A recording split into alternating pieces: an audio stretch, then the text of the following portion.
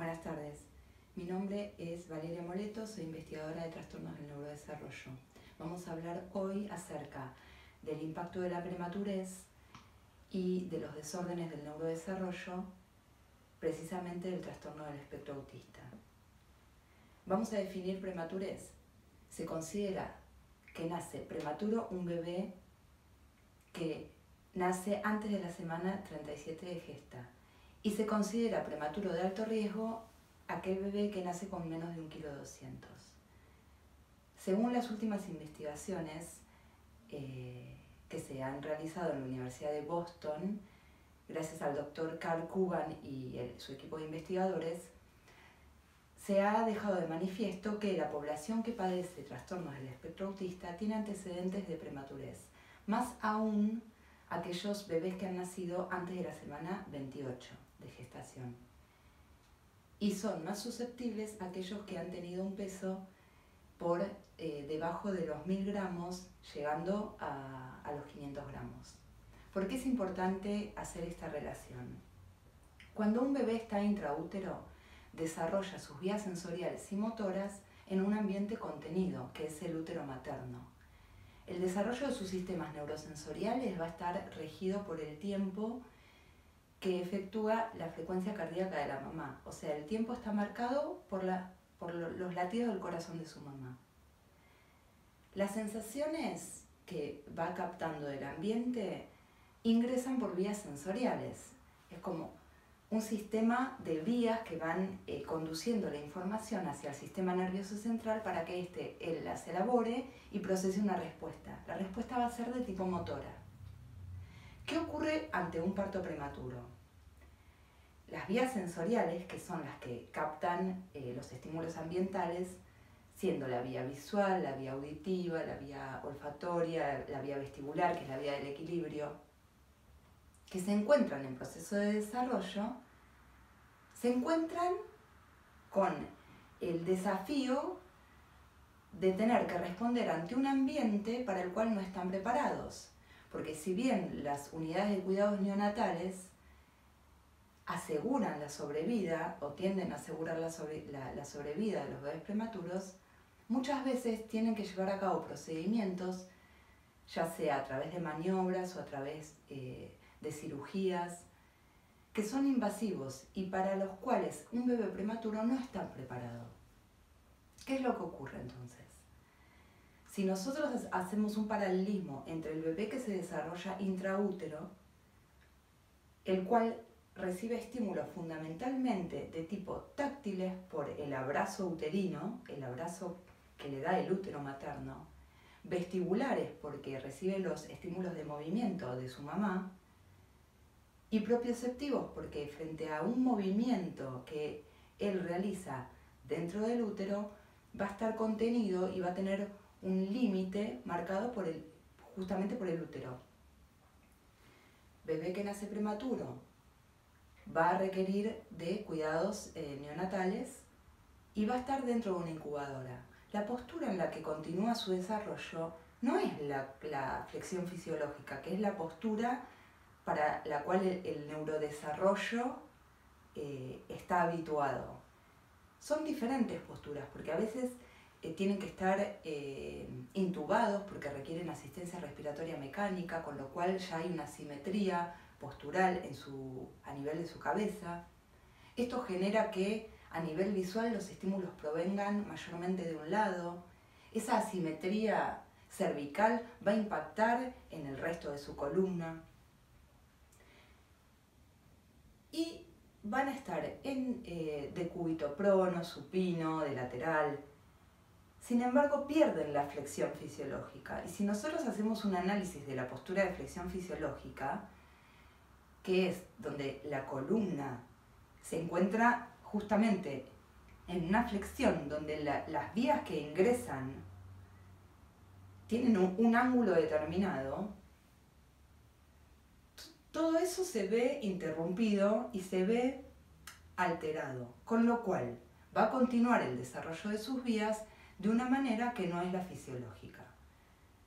¿Qué pasa con todo esto? Si nosotros lo llevamos al plano de la comunicación, las vías lo que están llevando es información del ambiente, o sea, están comunicando lo que está ocurriendo en el ambiente.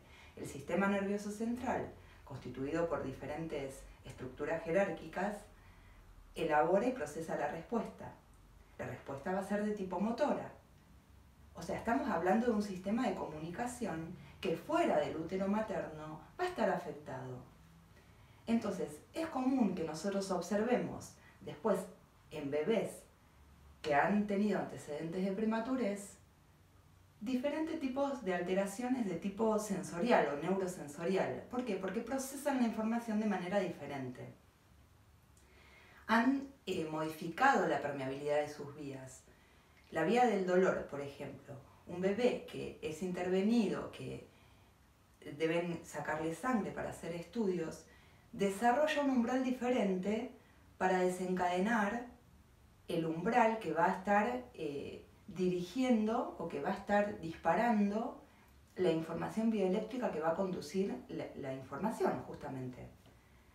Con lo cual, esa vía está afectada. La afectación de una vía conlleva a la afectación de las otras, porque el sistema nervioso central lo que va a intentar es compensar el déficit que hay en una de las vías. Con lo cual, si nosotros hacemos un análisis, cuando observamos niños que son hiperreactivos al estímulo táctil o que los estímulos sonoros les resultan intolerables y empiezan a aparecer conductas o manifestaciones conductuales que hoy por hoy en el DSM-5 entran dentro de lo que es trastorno del espectro autista, si vamos un poquito más profundo, podemos comprender que lo que está ocurriendo es que la información que ingresa está viajando por vías que han desarrollado su capacidad de conducir la información de una manera inarmónica. Hace poco tiempo hemos tenido la experiencia con el equipo de cardiocirugía del Hospital de Alta Complejidad del Cruce de compartir miradas en las cirugías cardiovasculares con el doctor Alejandro Jorajuría, jefe del servicio de cardiocirugía pediátrica. ¿Qué es lo que surgió de la experiencia? Surgió que existen muchísimas estrategias a implementar dentro de los servicios de neo para disminuir el impacto que puede tener una cirugía, más allá del traumatismo que hay en sí por la prematurez. ¿Y en qué consiste? Si nosotros preparamos a los papás para que sean ellos los que brindan estrategias, más que brindar estrategias, los que implementan las estrategias, nosotros vamos a brindarle las estrategias a través de estímulos táctiles y de aumentar los niveles de oxitocina, que es la hormona del amor, a través de maniobras y a través de la estimulación de puntos específicos, vamos a estar amortiguando los niveles hormonales que se van a desencadenar indefectiblemente por el mismo hecho de tener que ser partícipe de una cirugía. Frente a una situación de alarma, de alerta, se desencadenan las hormonas que nos preparan para la defensa. Esas hormonas son las que generan de alguna manera una desviación en la génesis a nivel celular. Si nosotros podemos amortiguar esa situación a través de estrategias que incrementen los niveles hormonales, que facilitan las emociones positivas, ya vamos a estar haciendo una intervención temprana que va a estar impactando en el desarrollo posterior. Luego de las cirugías, lo más conveniente es que sean los papás quienes acompañen al bebé y continúen con estas estrategias. Las estrategias de intervención temprana son brindadas a los familiares, a los equipos de enfermería, a los colegas, para que entre todos podamos mejorar la calidad de vida de estos bebés que nacen de manera prematura.